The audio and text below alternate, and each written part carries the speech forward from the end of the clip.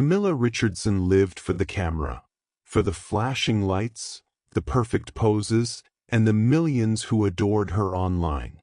But behind her glossy smile and designer perfection, she was hiding a secret that would soon turn her flawless world upside down. Her brand, the Camilla Curve, was built on one principle: unattainable perfection, especially her own stunning, meticulously maintained hourglass figure. Pregnancy, in her mind, was an enemy to her brand, a 9-month interruption of her carefully curated shape, and a direct threat to her income. She would not sacrifice the curve. Camilla's mornings were a high-tech ritual dedicated to preserving the myth. She lived in a penthouse in Ikoyi, a fortress of glass and marble perched 30 stories above the frantic, beautiful chaos of Lagos. The apartment was pristine, furnished with imported Italian minimalism that felt more like a gallery than a home. Her alarm was a soft, synthesized chime, but the true wake-up call was the immediate self-assessment. She moved directly to her private gym, a gleaming space where she performed a meticulous, 2-hour routine under the glare of custom-made ring lights. Her body was her business. Every inch of her waist, every curve of her hip, was tracked, measured, and optimized. Camilla's inner monologue: "My value is quantifiable. It's in the metrics, the 28-inch waist, the 4 million followers, the contracts. If I introduce weakness, physical or emotional, the structure collapses. Pregnancy is the ultimate surrender to chaos. I built this throne on control. I will not let biology dethrone me." Her social media, at the Camilla Curve, was a daily testament to this control. A single post could feature her in a bespoke Balenciaga gown at a high-end restaurant in Victoria Island, or perhaps a candid shot, always meticulously staged, on a private yacht gliding through the turquoise waters of the Atlantic, the setting sun turning the Lagos skyline into a glittering, unattainable backdrop. The aesthetic was everything: power, wealth, and an absolute physical ideal. Her closest confidant and chief enabler was Veronica, a fellow socialite and influencer whose vanity rivaled Camilla's own. Veronica was always the first to warn Camilla against any slip-up. One afternoon, over iced artisanal tea at the prestigious Wheatbaker Hotel, Veronica lowered her oversized sunglasses, her eyes sharp. "Darling, Queen Bee posted a bikini shot this morning. Her abs are terrifyingly flat. You need to keep the content fresh, keep the curve dominant. No time for slow months." "The new campaign launches next week," Camilla murmured, already swiping through competitor accounts. "My engagement is up 7%. But I need stability. I need a family for the dynasty, but I need my shape for the empire. The conflict is real, Veronica." "Then you solve the conflict with money, darling," Veronica purred, adjusting a diamond tennis bracelet. "Outsource the maternity ward. Keep the factory running while the product is being made elsewhere. It's brilliant business." This affirmation solidified Camilla's plan: a child for her husband, Ethan Richardson, a legacy for the family, and absolute preservation of the brand. Ethan Richardson, 42, was the calm center of Camilla's storm. A successful real estate developer, he found peace in the tangible, the blueprints, the concrete, the visible growth of buildings that actually existed outside a filtered lens.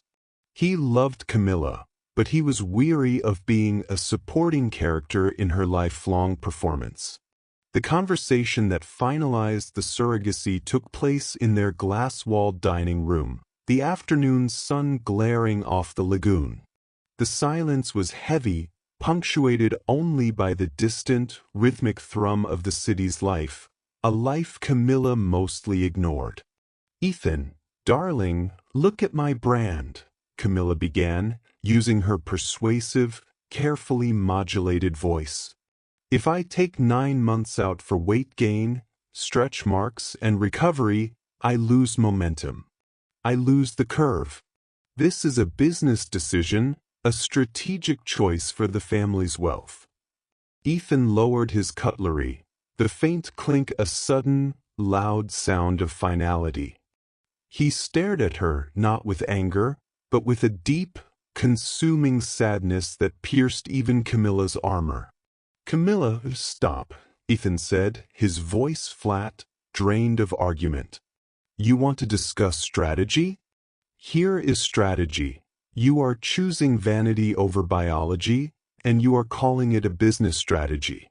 I know your contracts. You could step back for a year and still command 7-figure deals.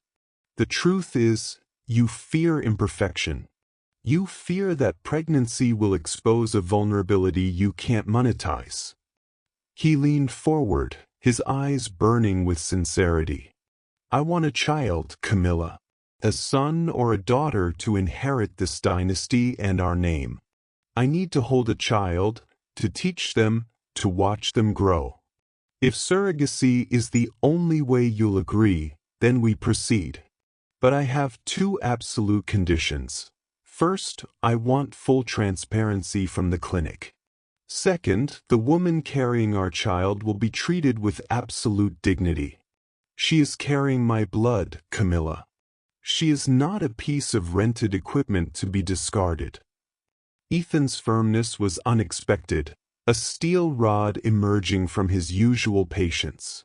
Camilla recognized the danger. She had pushed him to his limit.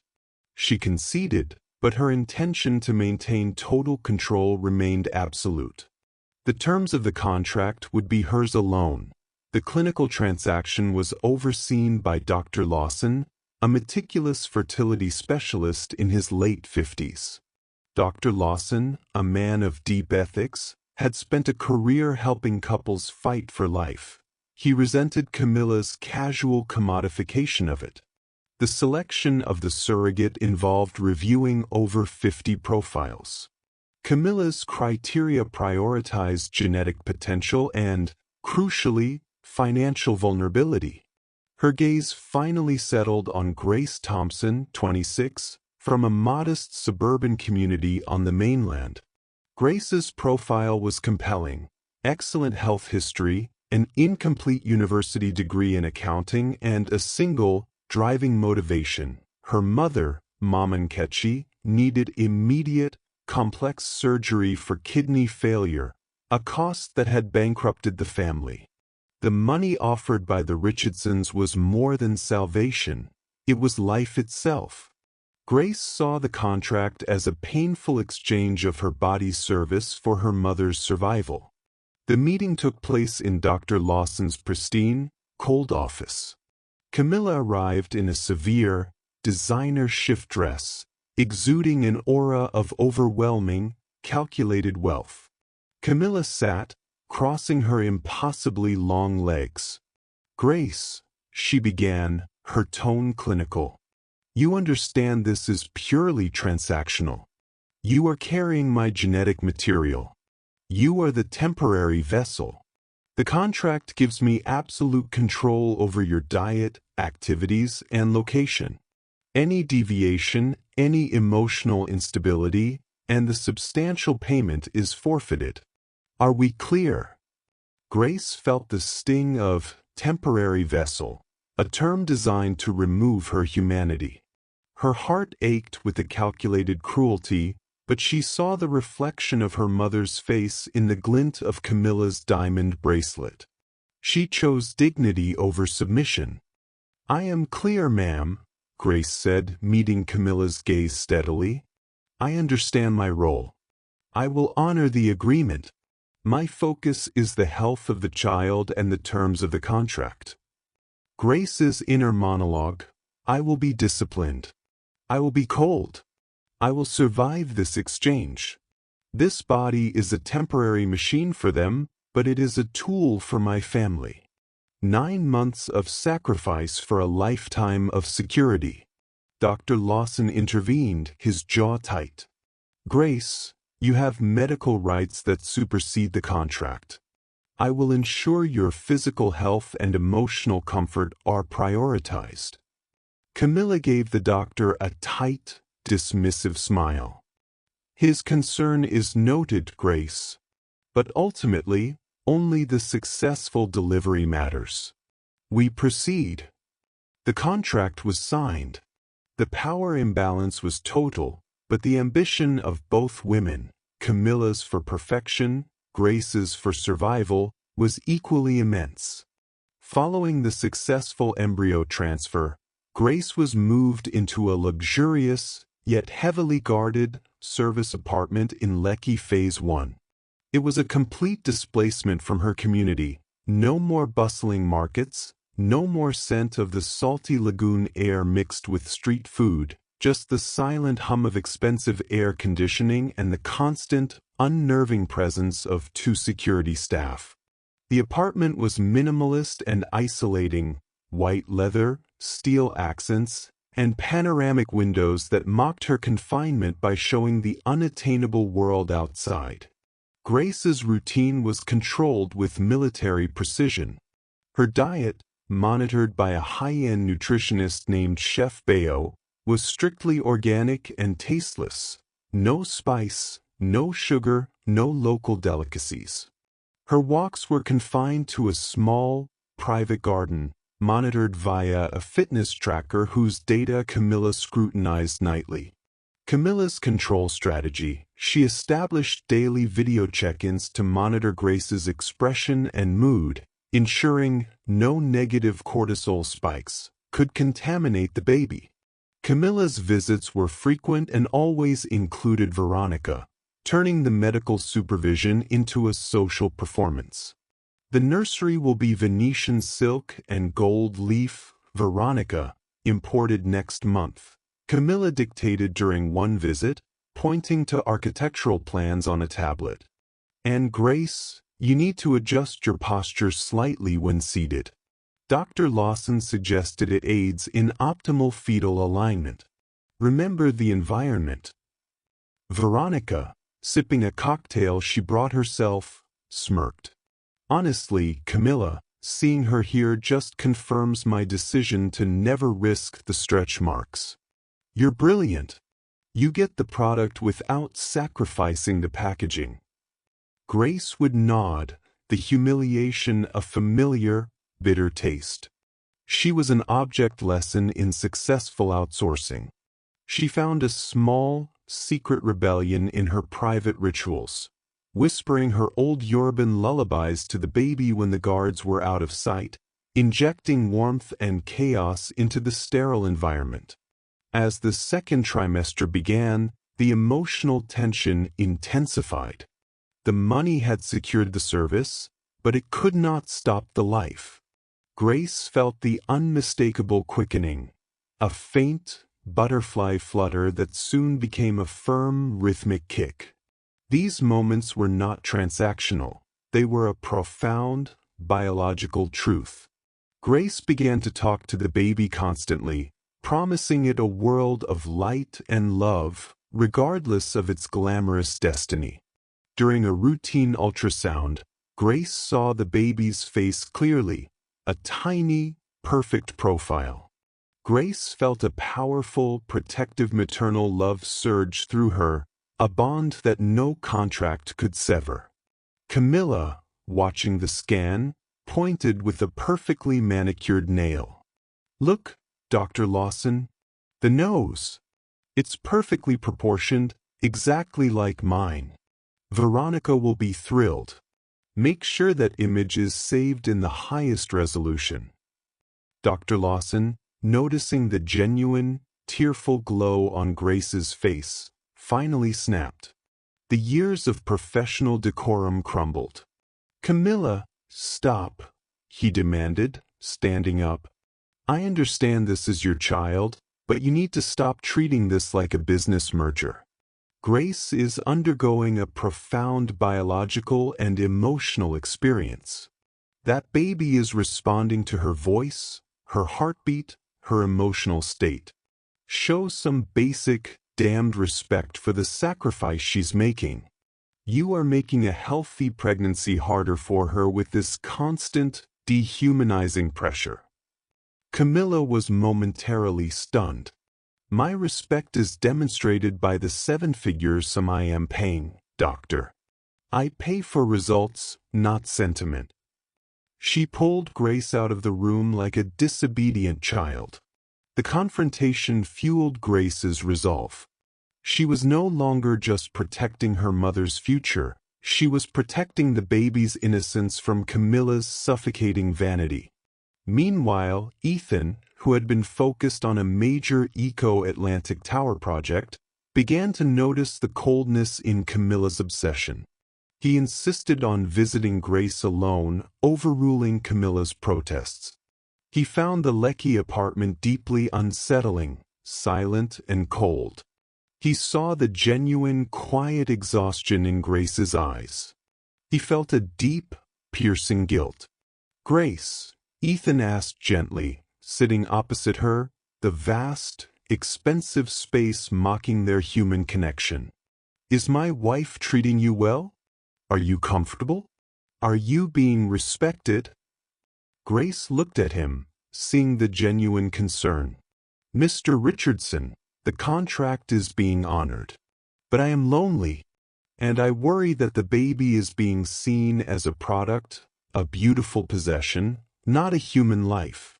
I fear that the emphasis on perfection will hurt her." Ethan felt the full weight of his complicity.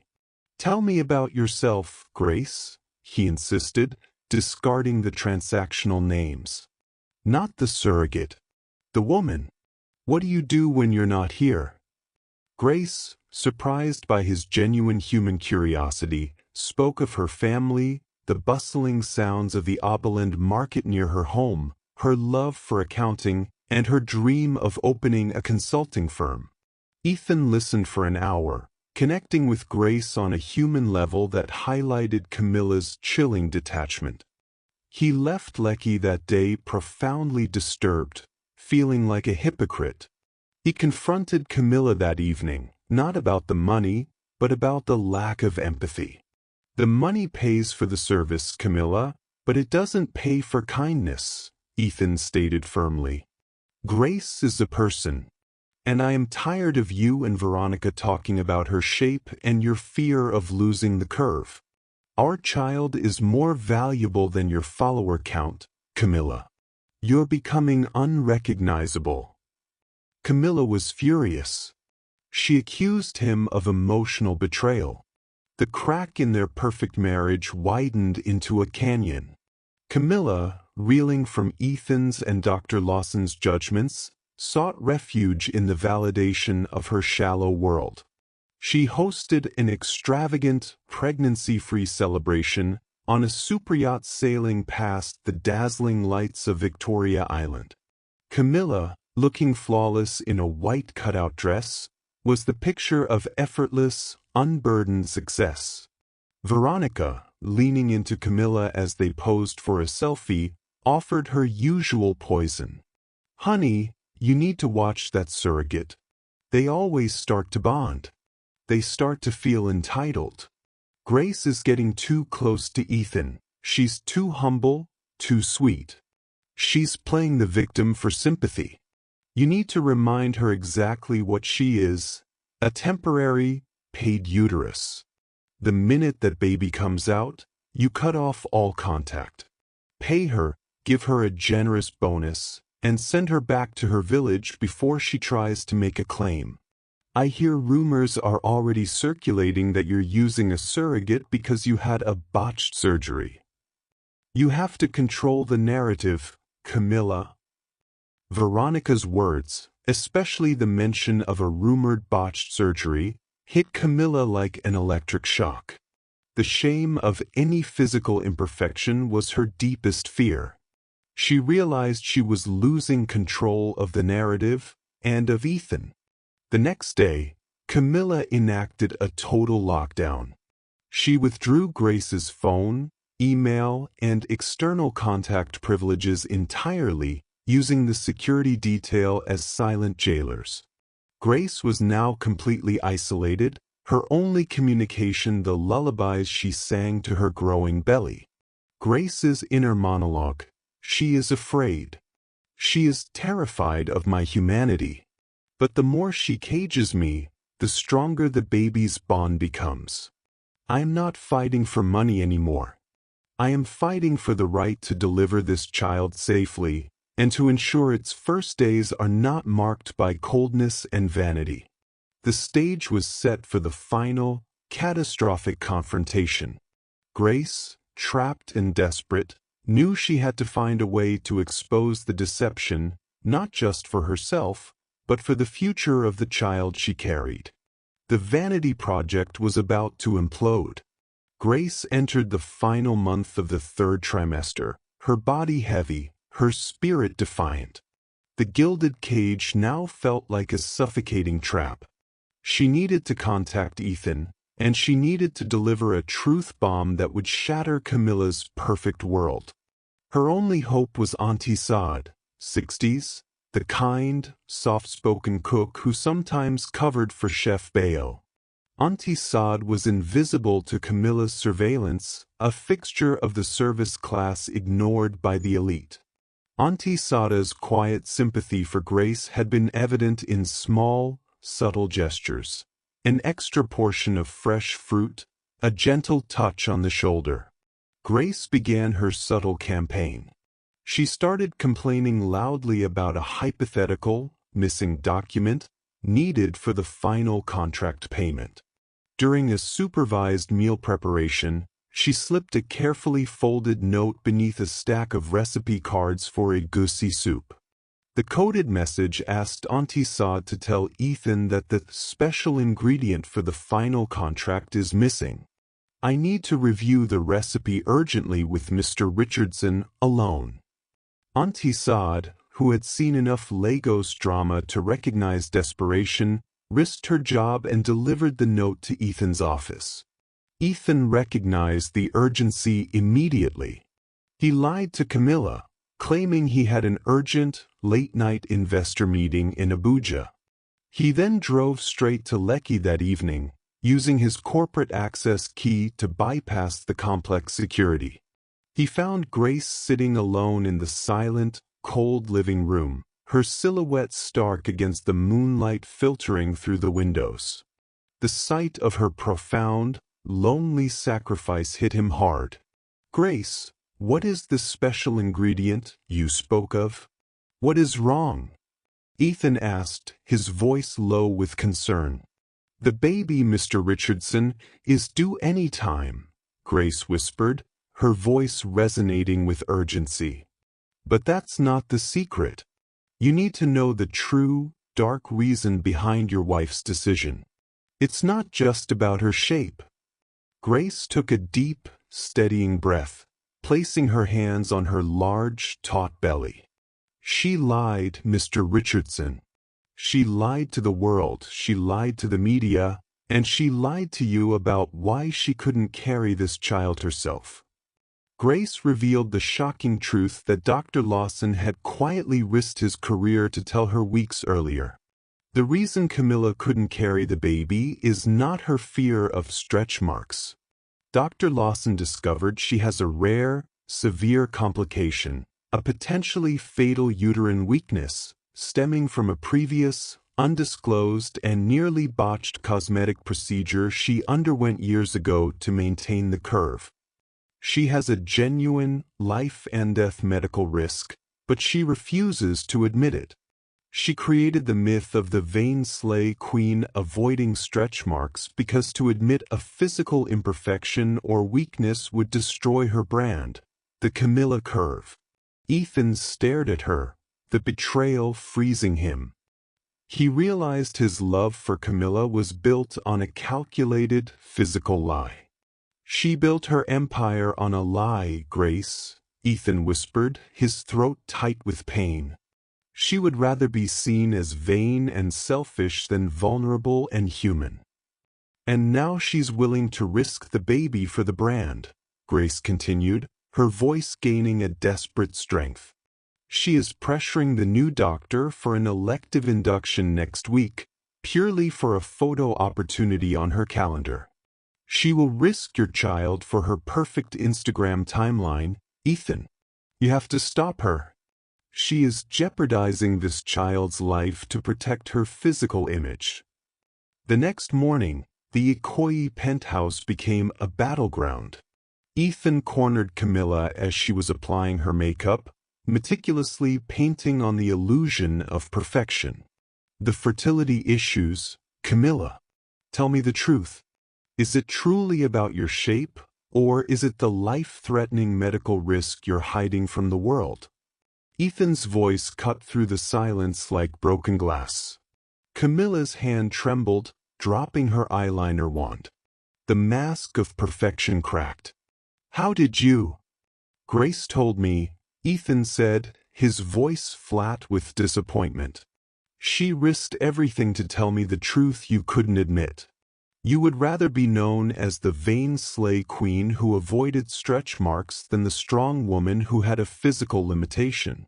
You prioritized your follower count over honesty in your marriage, Camilla.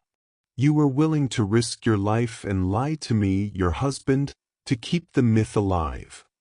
Camilla rose, panic transforming into blinding rage. It is about the shape, Ethan. The complication is minor. But my shape is my currency. You don't understand the pressure. If I lose this, I lose everything. All the deals, all the followers. My life.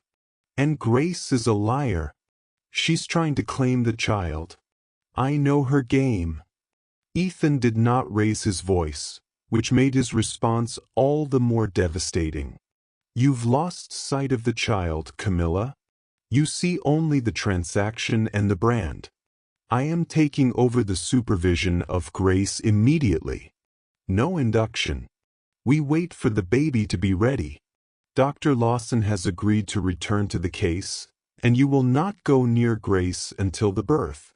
I am protecting my child from your recklessness. Camilla screamed, a raw, primal sound of total loss of control. She ran to her walk-in closet, pulling out handfuls of designer clothes, jewelry, and shoes, throwing them onto the marble floor. You're destroying my life. You're taking away my control. I will sue Grace. I will expose her as a greedy opportunist. This is my baby, my project. The stress, the confrontation, and the complete collapse of her perfectly constructed reality were too much. Camilla suddenly clutched her head, her knees buckled, and she collapsed in a faint amidst the wreckage of her vanity project. Ethan, terrified, rushed Camilla to the private first cardiology consultant's wing in Ikoyi. While she was being stabilized, suffering from extreme stress, exhaustion, and dangerously high blood pressure, Grace, alone and overwhelmed in the Lekki apartment, went into early, sudden labor. The psychological tension of the past few days, the fear, and the sheer emotional burden had triggered the birth. The new security detail, confused by the sudden power vacuum, called Ethan. Grace is in active labor, sir. Fast and hard. We need to move her. The doctor says she needs the hospital now, the security chief yelled over the phone. Ethan made a split-second decision. He assigned 2 assistants to remain with Camilla and raced across the city to Lekki. The drive was a chaotic blur through the late-afternoon Lagos traffic, a gridlocked nightmare of yellow Danfos, gleaming SUVs, and hawkers weaving through the lanes. The air was thick with the smells of exhaust, spice, and sweat, the raw, unfiltered scent of the city that Camilla hated. He arrived at the Lekki apartment just as Grace was being wheeled out. Grace was pale, breathing hard, but her eyes, meeting Ethan's, were clear and resolute. "We need to go, Ethan," Grace gasped, her voice conveying a powerful, shared intimacy. "The baby is coming now. We need the maternity wing." The delivery room, under the expert guidance of the recalled Dr. Lawson, was intense and stripped of any pretense of luxury. Ethan found himself the primary support system for Grace, holding her hand, wiping her brow, speaking words of encouragement. He was humbled by the sheer, primal strength of the woman he barely knew. Grace pushed with every ounce of her quiet strength, focused only on the child. The pain was immense, but the bond she felt was stronger. She was delivering this baby, not just for the money, but for the purity of her love for the life she carried. Suddenly, the door burst open. It was Camilla. She had discharged herself against medical advice, driven by a raw, desperate instinct that transcended vanity. She wore a simple hospital-issued gown, her hair messy, her foundation washed away, the physical embodiment of her vulnerability. She saw Grace, pale and struggling, and Ethan, covered in sweat, holding Grace's hand. Camilla didn't speak. She couldn't. She simply stood, witnessing the raw, ugly, beautiful reality of motherhood she had tried so desperately to avoid and control. Grace looked up, seeing Camilla's ruined, honest state. She saw not the vain SlayQueen, but the wounded woman who feared her own weakness. With a final, enormous push, the baby arrived. A little girl, screaming loud and strong, announcing her presence to the world. The doctor placed the baby on Grace's chest. Grace held the child, tears of relief and deep, primal love streaming down her face. She looked at Ethan, then at Camilla, and finally down at the baby. A sacred, perfect moment of shared, unpurchasable motherhood. After a few minutes, Grace, exhausted but resolute, gently handed the baby to Ethan. Ethan, tears blurring his vision, held his daughter for the first time. He then walked over to Camilla, who stood trembling by the door, and placed the baby gently in her arms. Camilla held the child, not a perfectly posed accessory, not a brand extension, but a fragile, messy human life.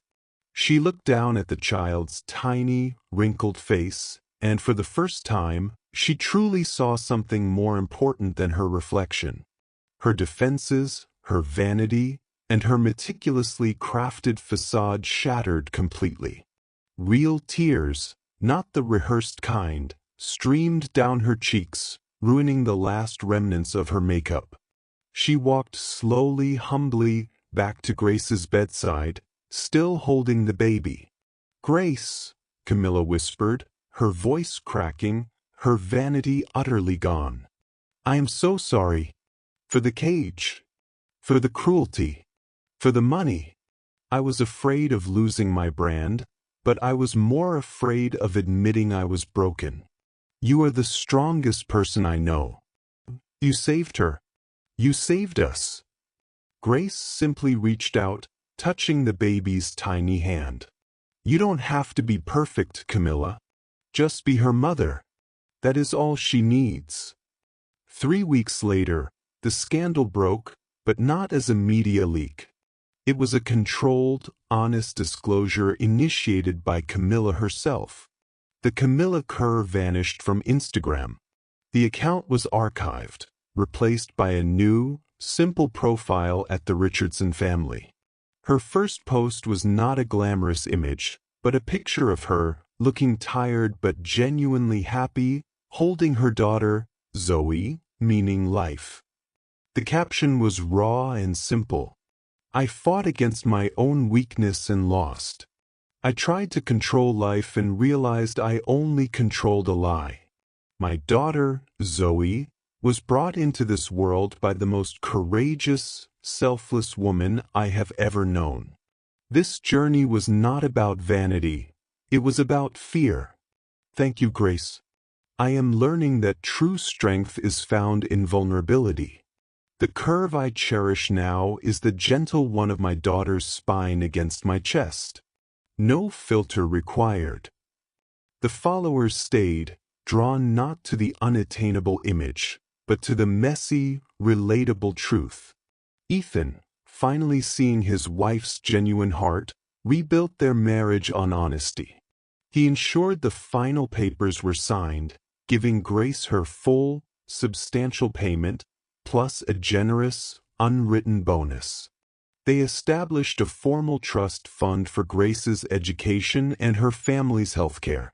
Grace, now a focused university student with her mother healthy and recovering, occasionally visited the Ikoyi penthouse to see Zoe. Camilla welcomed her, no longer as a contractual obligation, but as a true friend and family figure, a reminder of the painful, beautiful lesson she learned. Camilla had sought to control life for the sake of her vanity.